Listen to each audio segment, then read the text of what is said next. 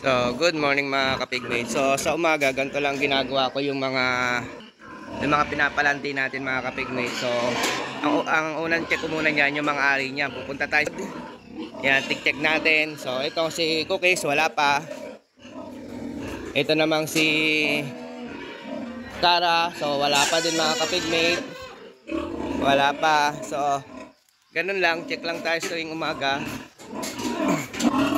Sila nga pala yung tatlo na pinapalanti natin mga kapigmate.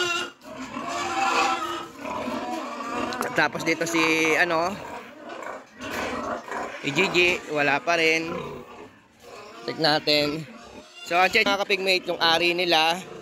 Yan, kung lumaki, kung may namago pa sa ari nila, may lumabas na similya. Yun lang mga kapigmate, check natin. Check natin kung may sign na paglalandi. Gagawin ko na po yan araw-araw para malaman natin kung naglalandi na ba yung ating mga baboy. So ngayon magpapakain po tayo sa kanila ng grower sa lactating feeds na naman. So ngayon linisan ko muna yung mga kulungan nila, magdadakot-dakot muna ako ng dumi dito. So ang una ko kasing ginagawa dito sa umaga mga kapigmate, bukod sa pag-check ng ari ng mga pinapalandi natin, so linisan ko muna itong mga duming to. So ayan, lahat ng duming yan linisan ko muna.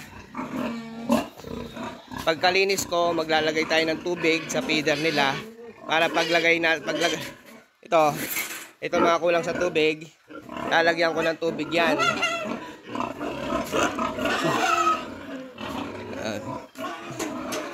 Ito, lalagyan ko to ng tubig. Pagkalagay ng tubig mga kapigmate, saka ako naman lalagyan ng feeds para pag kumain sila mas masabaw. At ko muna.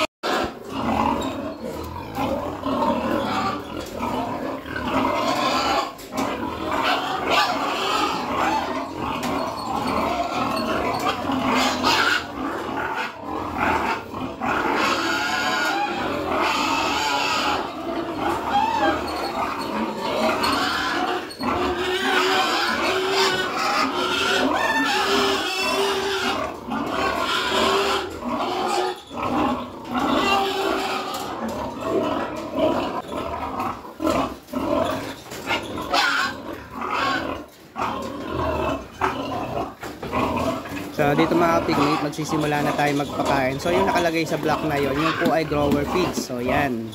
So tigi-tigi isang tabo lang po yung hinahin yan. Tigi-tigi isang tabo.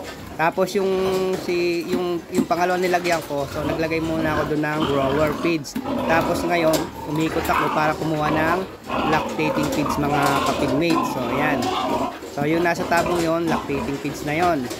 So yan, yung tinuturo ko pa para makita nyo. Tapos lipat naman tayo dito.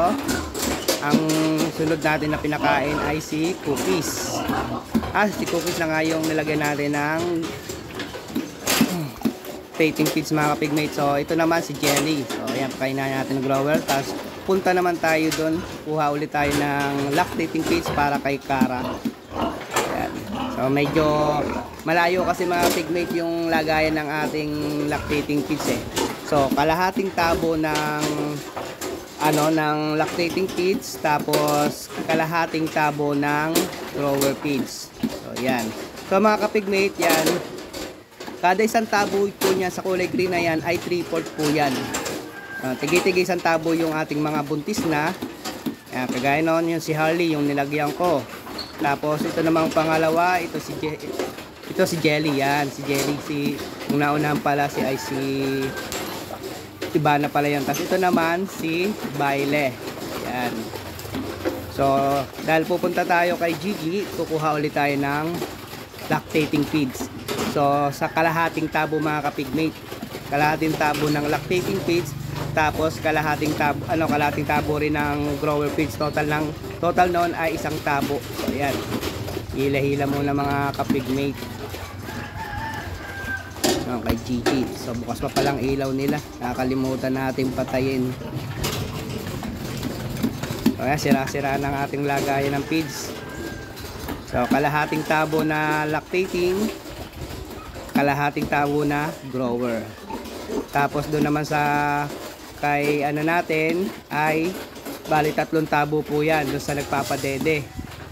3 tabo na grower feeds.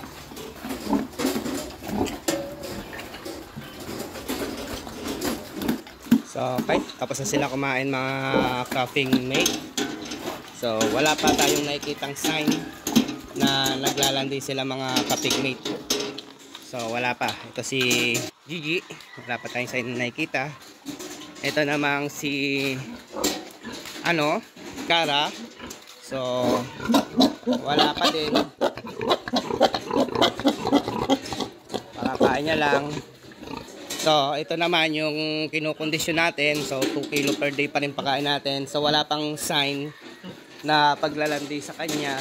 So, day 1 pa lang po tayo mga ka-pig mate. So, sabi ko sa ating vlog, pinakamabilis nitong paglalandi ng baboy. Pag ginamitan ko ng ganon, mix ng lower saka lactating feeds mga ka-pig mate, ay 2 days. Pinakamabilis na yon. Pinakamabilis mga ka-pig mate. So hindi ko sinasabing saktong 2 days. Ang sabi ko pinakamabilis. Pinakamatagal 15 days mga ka-pig mate. So medyo matagal-tagal to.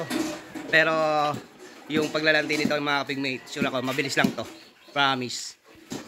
Sa ngayon hindi natin pwedeng itutok masyado sa sa kepias ng ating mga baboy kasi may violation yon.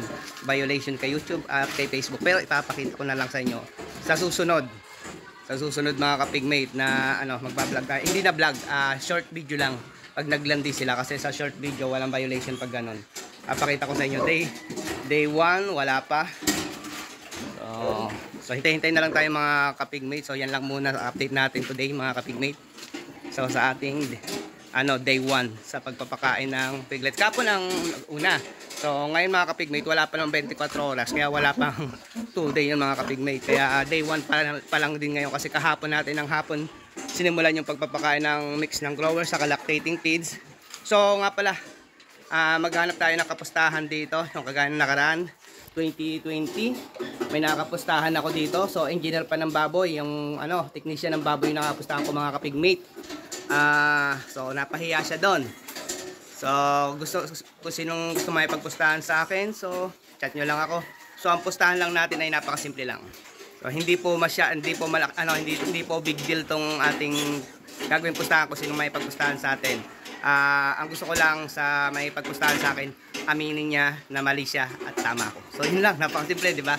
So kung sinong gusto may pagpustahan diyan mga pig mate, so hintayin ko po ang chat nyo, hintayin ko yung comment nyo mga ka-pig mate. Good morning, yun lang.